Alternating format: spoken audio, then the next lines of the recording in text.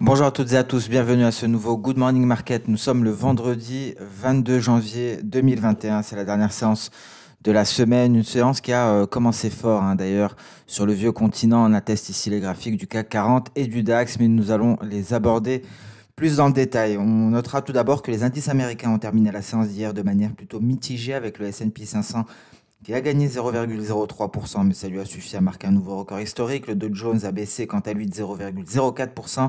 Le Nasdaq a progressé de 0,55% avec à la clé un record historique également. Le Russell 2000 a quant à lui baissé de 0,89%. Alors avant de parler des indices américains, il faut savoir tout d'abord que c'est le rouge qui a dominé en Asie avec un Nikkei en repli de 0,4%. En Australie, le S&P ASX 200 a chuté de 0,3% et le Kospi coréen s'est replié de 0,5%.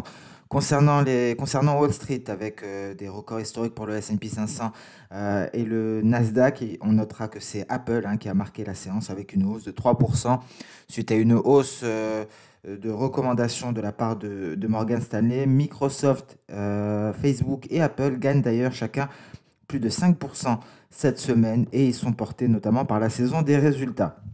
On notera un pétrole qui a perdu du terrain, tout d'abord face aux nouvelles restrictions en Chine, notamment dans la province de Hebei, la hausse des stocks hebdomadaires a également contribué à ce repli. Une baisse qui s'est vue également renforcée par la suspension des nouveaux permis pour les projets pétroliers sur le territoire fédéral pendant 60 jours. Et ça a été annoncé par Joe Biden. Et d'ailleurs, mercredi prochain, lorsque l'on fera un point sur les matières premières, on parlera justement de toutes ces mesures qui pourraient être prises par Joe Biden, des mesures qui pourraient avoir un impact négatif sur le pétrole, notamment sur le pétrole WTI, ce qui pourrait renforcer le spread entre le WTI et le Brent. On fera un point là-dessus dès mercredi lors de la vidéo matières premières et fondamentaux.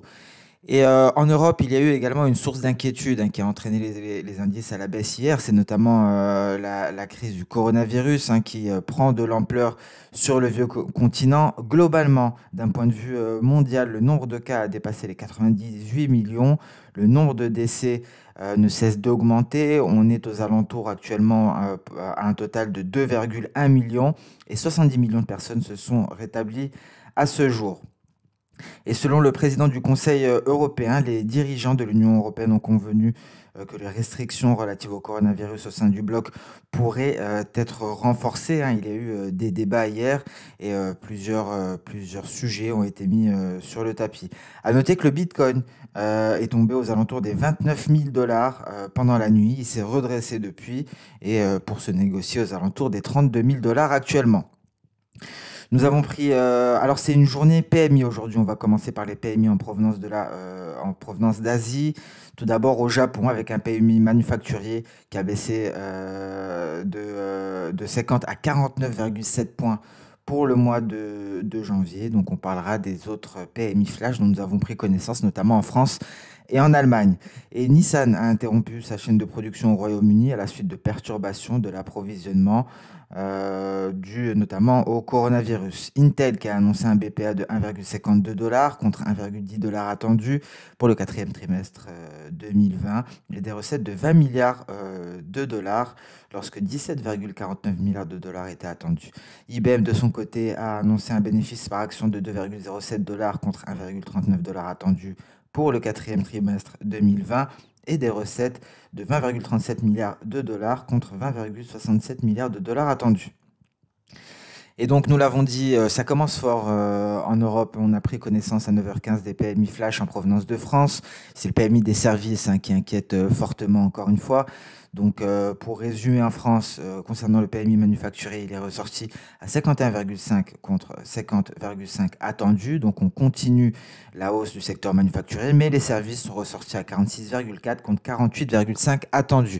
Pour ceux qui veulent plus de détails à ce sujet, sur notre page Twitter, nous avons publié cette information avec un lien vers le rapport détaillé que vous retrouverez ici sur notre page Twitter. On continue avec l'Allemagne et les chiffres du PMI manufacturier à 57 contre 57,2 attendus. Concernant les services, on a 46,8 contre 45 attendus. Donc des communiqués plutôt mitigés qui ont mis en évidence l'impact des dernières restrictions qui ont frappé l'Europe. Les services continuent de se contracter. Ce qui devra aboutir à cette fameuse inflation des services dont nous avions parlé. Et à noter également que le secteur manufacturier continue son expansion. Il y a eu une baisse après la publication des PMI flash en France, une baisse qui a été interrompue après les données allemandes. Et on va parler de la configuration technique de ces deux indices, car il y a une formation technique plutôt intéressante. Ce sont des formations en épaule, tête-épaule. À 10h30, on prendra connaissance des mêmes chiffres pour le Royaume-Uni. Donc on passe directement sur notre calendrier économique. Voilà, le Royaume-Uni, donc à 10h30 effectivement, à 15h45, on prendra connaissance de ces données flash également pour les États-Unis. À 17h, on prendra connaissance du rapport du DOE sur les stocks hebdomadaires de pétrole brut. Toutes les données, ces données-là ont été décalées à cause du jour férié aux États-Unis. Et à 20h45, avant cela, 19h, le décompte des plateformes pétrolières aux États-Unis. Et à 20h45, discours de Joe Biden sur la réponse à la crise économique. Et ce discours-là, à 20h45, pourra être source de volatilité sur le dollar et donc sur le gold. Donc prudence au gold également, nous allons en parler dans le détail. Mais avant cela, on va détailler ces formations techniques que l'on peut déceler sur le marché action, sur les indices boursiers. Ici, visiblement, on fait face à une formation en ETE pour le DAX. Voici la première épaule, voici la seconde épaule et au milieu, on retrouvera la tête. Donc, prudence sur le DAX allemand. S'il y a franchissement de la ligne de coup, même si on s'est retiré de cette dernière, on pourrait assister à une accélération baissière et on a tenté une sortie du nuage par le bas d'ailleurs à la publication du PMI français. Ici, l'objectif théorique que nous dit l'analyse technique avec ces formations en épaule, tête-épaule. Ce que nous dit l'analyse technique, c'est que l'on pourrait, on pourrait se replier à donc une amplitude qui correspondrait à la hauteur de la tête à partir du point de breakout et donc se rapprocher ici des 13 200 points, plus exactement aux alentours des 13 250 points pour le DAX. Il y a bien entendu des supports intermédiaires. Il y a le support des 13 570 dont il faudra s'affranchir. Il y a celui des 13 400 points. Mais en tout cas, si l'on assiste à un breakout, voilà le scénario qui serait le plus probable. Mais pour cela, il faudra donc s'affranchir de la ligne de coup. Ce sera le signal. D'ailleurs, on noterait hier l'incapacité du DAX ici face aux craintes face à la pandémie qui ne cesse de sévir sur le vieux continent. Incapacité du DAX à sortir de son nuage. Ça a été invalidé immédiatement, permettant de ce fait le franchissement de cette oblique haussière. Le CAC 40 également nous montre exactement la même figure, une figure en ETE avec une ligne de coup qui a d'ores et déjà été franchie. Pour renforcer ses perspectives, il faudrait passer sous les 5523 environ et on pourrait aller chercher très rapidement les 5460 points et l'objectif théorique se situe aux alentours des 5380 points. Donc des formations baissières en Europe, en tout cas pour le DAX et le CAC 40, des formations chartistes en épaule, tête-épaule avec un franchissement de la ligne de coup pour le CAC 40 et un DAX qui résiste toujours, mais qui pourrait donc confirmer cette formation en cours de séance. On passe à présent sur le Nasdaq qui est allé chercher un record historique. Il patine actuellement sous sa Kijun. On notera un nuage relativement épais qui devrait soutenir la hausse. Donc éventuellement, les valeurs technologiques surperforment cette semaine. On peut s'attendre à de nouveaux records historiques. Il faudrait attendre un franchissement de notre Kijun aux alentours de l'ouverture de Wall Street. Un franchissement des 13 353 permettrait éventuellement d'aller chercher de nouveaux records pour les valeurs technologiques. Le Dow Jones, lui, s'est replié. Le Dow Jones n'a pas suivi la même tendance que le S&P 500 et que le Nasdaq qui ont profité de la hausse des valeurs technologiques. Il est allé chercher, lui, son nuage et tient bon au niveau de sa Kijun. Il faudrait attendre un franchissement de la borne supérieure de son range pour envisager une poursuite de la hausse. On notera tout de même une faiblesse de nuage, un twist qui pourrait favoriser éventuellement le passage des cours et un retour vers les 30 660 points pour le Dow Jones. Donc prudence sur le Dow Jones. Le S&P 500, lui, est allé chercher les 3820 points et pourrait redémarrer à la hausse. Dans ce cas-là, s'il ne passait pas en dessous de ce niveau, on pourrait donc déceler le prochain record historique, la prochaine cible ici avec une projection V aux alentours des 3894, donc aux portes des 3900 points. Pour que ce scénario se réalise, il faudrait que ce support des 3820 tienne bon, et donc on pourrait envisager des records historiques aux alentours des 3900 points pour le S&P 500.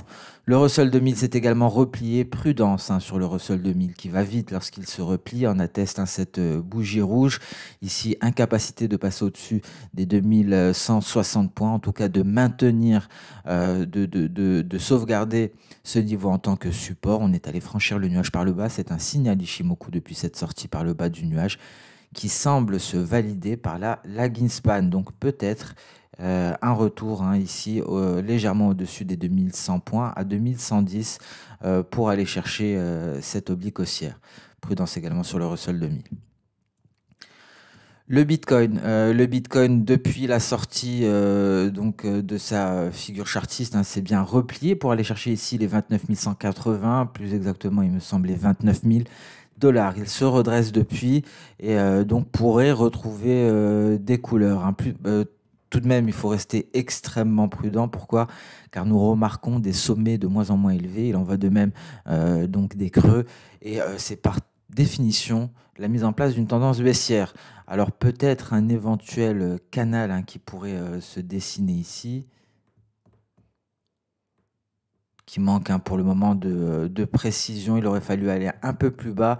Mais en tout cas, la prudence est de mise pour le moment sur le Bitcoin, même si une hausse pourrait être envisagée en vue d'aller chercher justement cette oblique haussière. Elle est se rapprocher du nuage. Pour cela, il faudra franchir la Tenkan et la Kijun et donc passer au-dessus des 33 350 $ pour envisager un retour aux alentours des 35 200 $.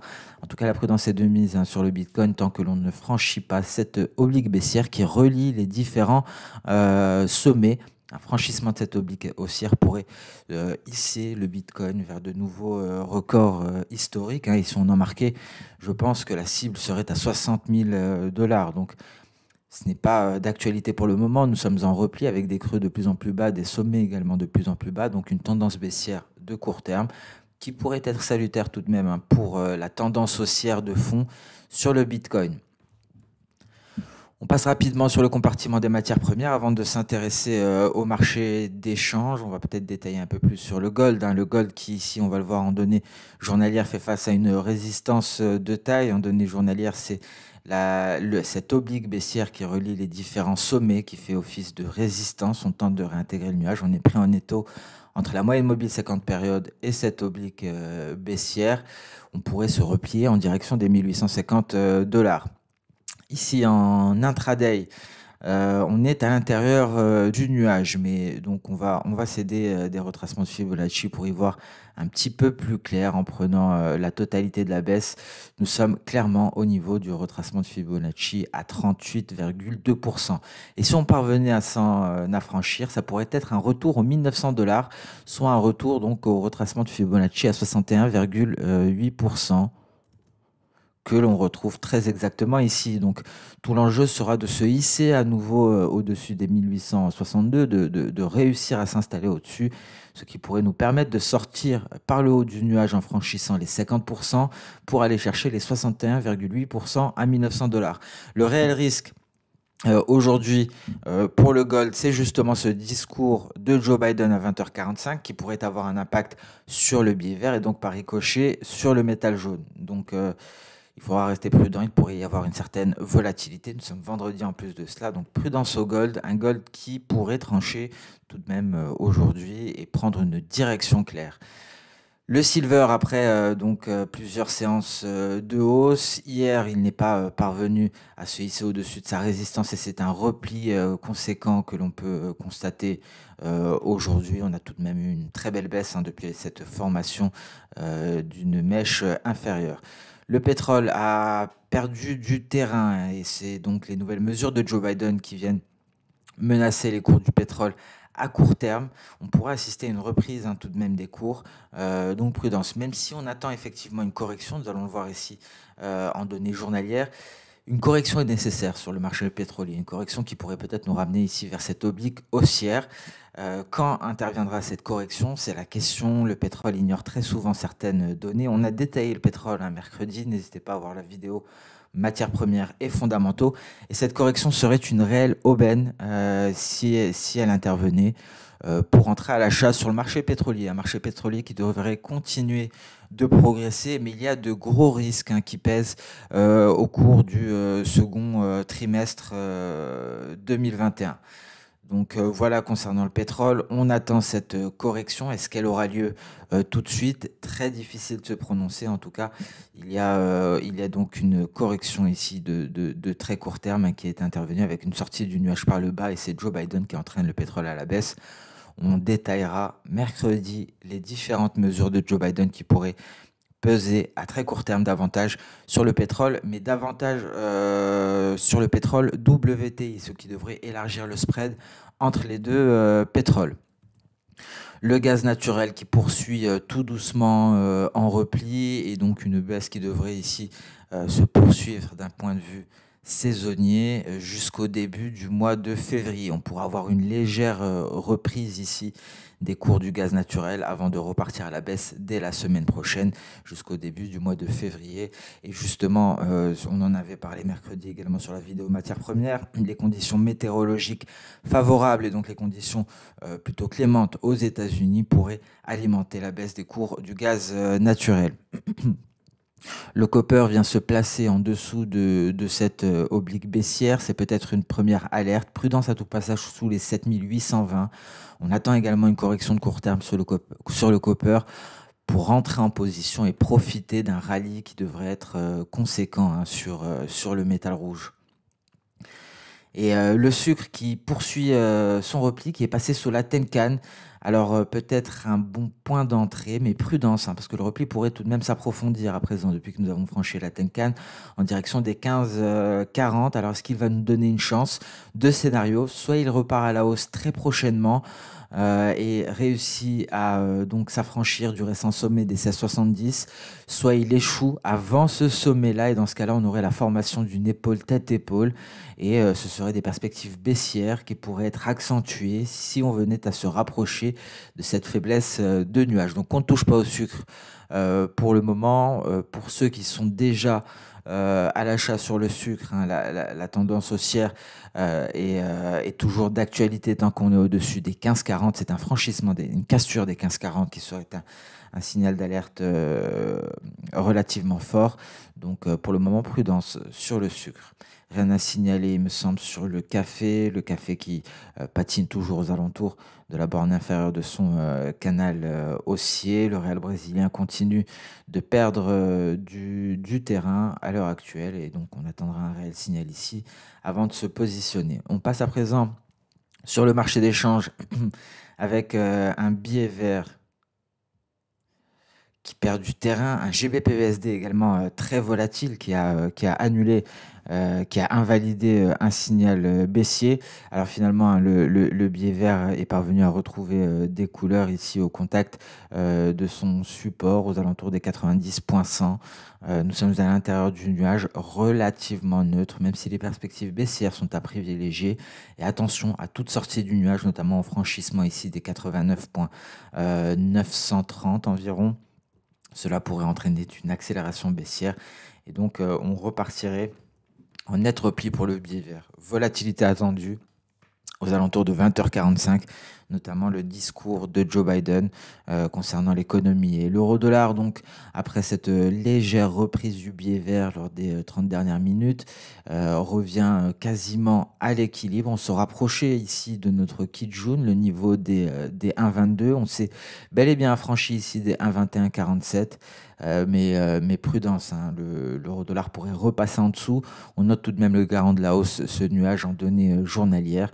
Et donc, on peut s'attendre à un retour vers les 1,22 qui ouvrirait la voie à donc un mouvement haussier plus étendu. Le GBP-USD retrouve des couleurs lors de cette dernière heure et donc est de retour sur les 1,3670, non loin ici de notre zone de résistance. Alors s'il ne parvient pas à se hisser au-dessus, c'est la baisse qu'il faudrait privilégier en direction des 1,3630 ici, un palier de kill jaune. Et si ce palier est franchi, on irait chercher directement notre oblique haussière et ce serait aux alentours des 1,3580 pour le câble. NZD-USD toujours en pullback ici sur cette oblique baissière après avoir validé son ETE. GBP-CHF net repli, donc c'est un refus encore une fois de s'affranchir de cette résistance. Il y a eu de nombreux tests au cours des derniers mois. Cela fera depuis fin avril que l'on ne cesse de tester à maintes reprises ce niveau-là. Et donc le jour où il y aura franchissement, il y aura une nette accélération haussière pour le GBP-CHF. L'USD-CHF ici est en train de se battre contre cette zone de support. S'il parvient à s'en affranchir, ce serait direction les 0,8825 pour l'USD-CHF. L'euro-yen, quant à lui, pourrait donner un signal d'achat, mais on reste prudent sur l'euro-yen parce qu'il y a cette oblique haussière ici. Cela pourrait être simplement un pullback avant un retour du repli. Pour l'heure, il ne parvient pas à sortir de son nuage en données H4.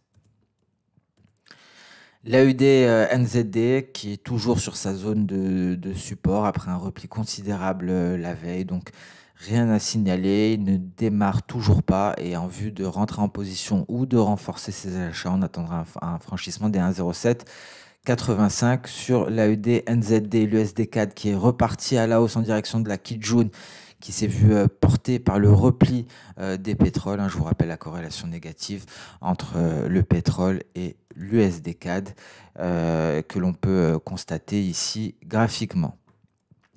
Et donc, plus rien à signaler sur le marché des changes. Cette vidéo, ce Good Morning Market touche à sa fin.